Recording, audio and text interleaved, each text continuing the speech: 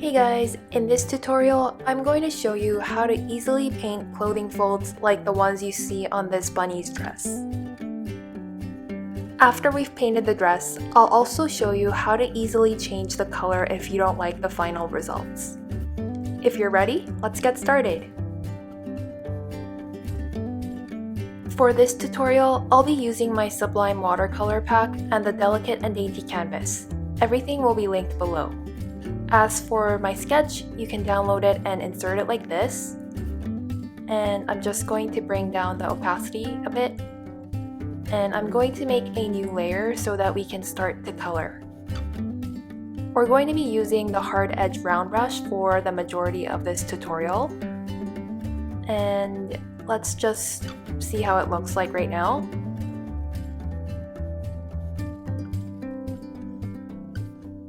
I'm just going to play around with opacity to see how this color looks like. As you can see, you can change the opacity of this brush to make the color look more translucent. So with the opacity at 40%, I'm going to color the bunny with this light brown, beigey-like color, and I'm going to color the entire bunny. Now that the bunny is colored, I'm just going to make a new layer so that we can start to color the dress. I'll be using this blue, like a teal blue, and I'll just start to fill it in.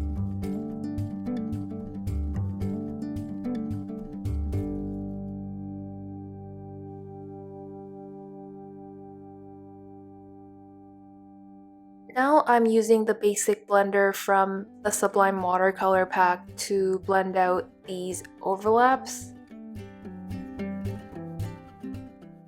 Now I'll be making a new layer for the little ribbon as well as the collar. I'm going to paint them the same color, so they're going to be on the same layer. And I'm just using yellow. And let's make a new layer so that we can fill in the inner side of the bunny's ear.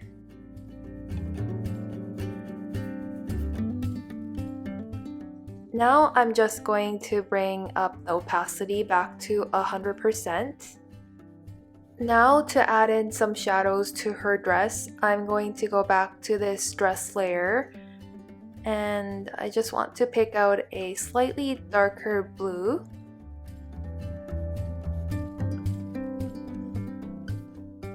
So this color will work, so I'm just going to go over these areas that is going to have these folds.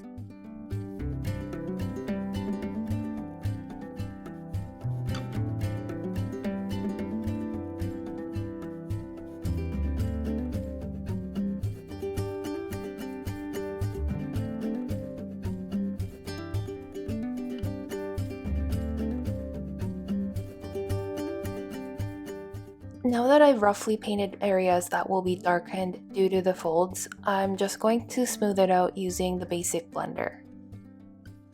Again, as this is just a cute little painting, we don't have to be super accurate about where we place these clothing folds or shadows. If you really want to be accurate about it, you can use a reference photo. I'm just going to turn off the sketch layer to see how it looks like. And when you zoom in, you can see that there are some areas that need to be painted over, so I'm just going to fix that now. By turning off the sketch layer, you can see which areas need to be colored again or blended out. I'm adding dark lines to these folds to emphasize that these areas are deeper than the surrounding fabric.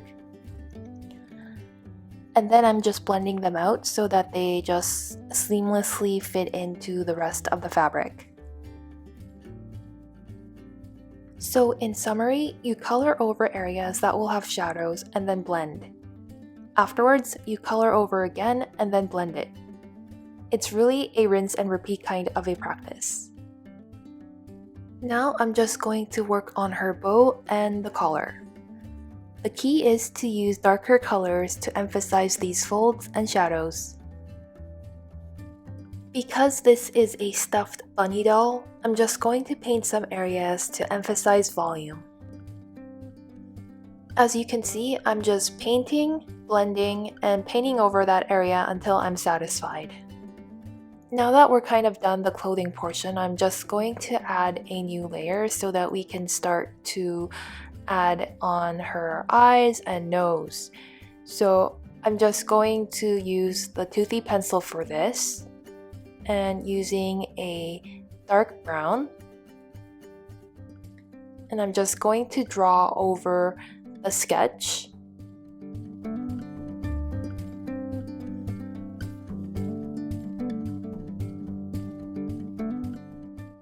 Now I'll be using this stamp for her cheeks. You can leave it as it is or blend it like I'm doing here.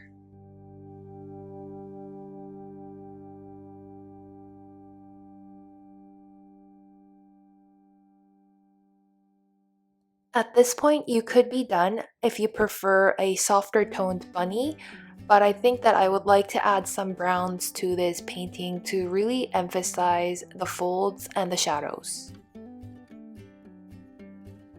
I'm using the same method as before, but just using a brown in this case.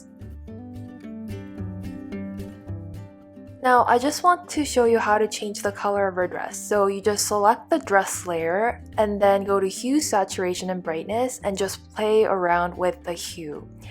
Once you see the color you like, you can just apply the change, and that's how you basically change the color. So this trick is quite useful when you're really not happy with the final painting. Also, you can utilize this method to create multiple forms of the same painting. So this function becomes handy that way as well. If you have enjoyed this tutorial, please subscribe and hit the notification bell. Thank you so much for watching, and see you in the next one.